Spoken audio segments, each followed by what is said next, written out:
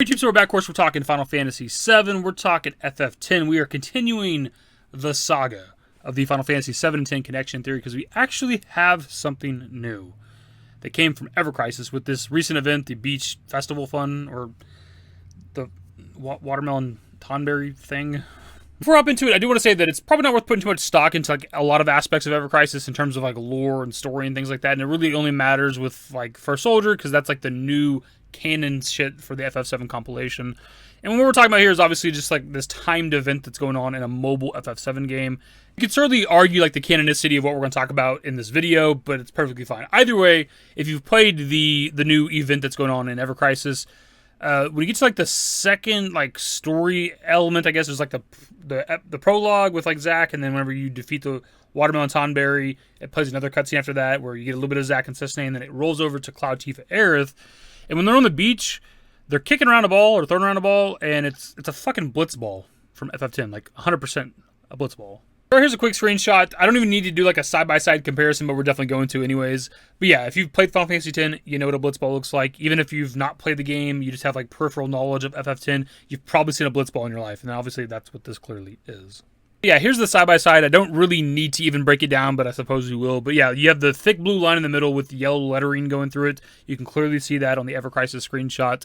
On one side of the thick blue line, there's two thinner blue lines, one really thin, one a little bit thicker. And of course, you have like a thinner blue line on the other side as well. To kind of like add on to it as well, they have Tifa do like her, I guess like somersault sort of limit break to the ball to like kick it towards Cloud, which is quite reminiscent of Tidus kicking the blitzball a few times throughout Final Fantasy X, like at the kind of the opening cinematic. At the end of the blitzball game, he does like that backwards, like upside down kick whenever Sen's attack in Dream Xanderkin, and then he kind of kicks it a similar way to Waka later on.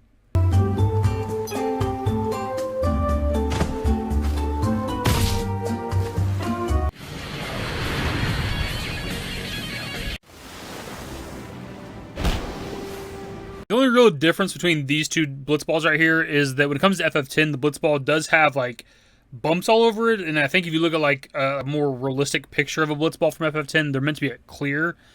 You don't really see any bumps on the one that's in Ever Crisis, but obviously it's that with the art style it'd be hard to tell, especially since they're meant to be clear bumps all over the ball. They could be there and you just don't see it, but yeah, that'd be like maybe the only difference. For the most part, that's kind of it, right? It's just it's a blitzball in the story segment of a timed event in a mobile FF7 game. So how much stock we put in it, I don't know. But I thought it was pretty cool. Like they could have chose anything. It could have been just a generic volleyball or anything, or just a solid color. It could have been white, could have been solid blue. It could have been like the ball we have in the original FF7 that you can kick into Red 13's face in Coastal Assault. It could have been anything, but they chose to design it after a blitzball. So I wouldn't be surprised if when we get to Coastal Assault and Rebirth, if there's a blitzball there. I would not be surprised at this point. Now that I've seen this, I don't know why I haven't thought of that before. It's obviously a beach setting. It makes sense. I just never crossed my mind before. But now that's kind of what I'm expecting a little bit. We want to try to give it a meaning and make it make sense. Like the theory goes, according to Nojima, that like the descendants of young Shinra in Tensu inevitably traveled to Gaia, right? Like 1,000 years in the future. And they could have simply just brought a blitzball with them, and then over time it just became like a common item. Maybe that explains why there's not bumps on it anymore. They could have like got rid of the bumps because I don't know if there's a lore reason for why the bumps are on the blitzball, but I think it would make sense like to be able to grab it underwater. That would help. Obviously, if it has little nodules all over it, and obviously they're not playing blitzball in Gaia, so maybe they just over time got rid of the bumps and just made it like a smooth regular ball. But yeah, it's like people traveled from Spira to Gaia. They could have just simply brought a blitzball with them because blitzball is obviously the only thing they had to do in Spira, at least in the time of FF10. 10-2 things are a little bit different. But blitzball was like the only pastime there was in the Spirit, right? So I think it makes sense if they're traveling from one planet to another, they might just bring a blitzball with them. By the way, they are completely different planets. That gets like confused a lot when we talk about the 7 and 10 connection theory. People think that they're literally taking place on the exact same planet, but they're not. They're completely different planets within the universe. Who knows how far apart? It's just that their worlds operate the same in terms of like how like the farplane and Pyreflies are pretty similar to like lifestream and mako and things like that, right? Their worlds just act the same. When you die, you join up with the planets like energy and shit. Like that's what happens in 10 and also 7, of course.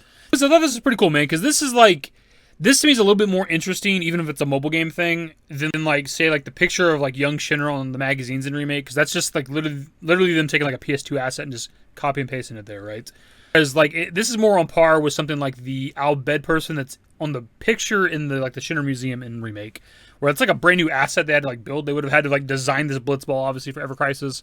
More specifically, like the Albed person in that picture, like that's an Albed mask from Final Fantasy X. That's like an item, a thing from the world of Spira, from the world of Final Fantasy X that we're literally seeing in FF7 Remake, right? And like if we're going with the theory from Nojima, like that a person would have traveled from Spira to Gaia at some point and would have brought an Albed mask with them. And same thing here potentially. Like somebody would have potentially brought a blitzball with them, and then people just started using blitzballs in FF7 at some point. Yeah, putting like, you know, blitzball and Costa del Sol aside, like I fully expect there to be more Easter eggs going forward. I think there's going to be something or multiple things in Rebirth, and potentially even more into the third game, because the fact that we're like, you know, 3 years after the launch of Remake, and we're still doing this. We're still putting, you know, FF10 references and things in an FF7 project. And there's more that we're finding over time, right? Because we just did the anime one not too long ago. I fully expect there to be something. I just don't know what it's going to be exactly yet. Anyways, that is the video, my dudes. Subscribe to the channel if you guys are new. Social networks in the description below. Follow me on Twitter, YT. That's it. Bye. Used to care what people thought, but now I care more, and nobody out here's got it figured out. So therefore, I've lost all hope of a happy ending, depending on whether or not it's worth it. So insecure, no one's perfect. We spend it with no shame. We blow that like Coltrane. We in here like Logain, or leave it like Cobain.